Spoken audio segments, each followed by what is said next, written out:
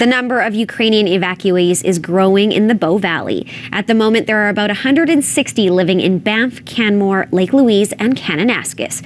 And as Paula Duhacek explains, everyone has a story to tell. 1, 2, 3. Playing a board game with his family, Sergei Malamura's life is a far cry from the early days of Russia's invasion of Ukraine.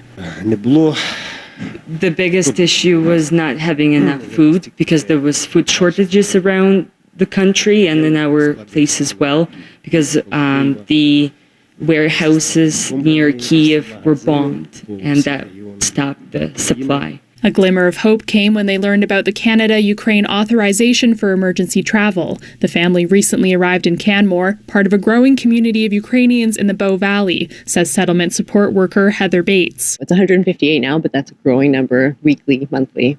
Well, let me discuss it with my friends and I'll get back to you. In Banff, fellow evacuee Elizabeth Mokra is practicing English with her husband. They've been here since May, and though they're grateful, they admit the early days were tough. It's still quite challenging, but it's much better than in the beginning. I feel like we are more confident already in this country. We understand how a lot of things works. Both Mokra and Malamura have found local jobs and are settling in, though their thoughts are never far from their home country. Paula Duhacek, CBC News, Canmore.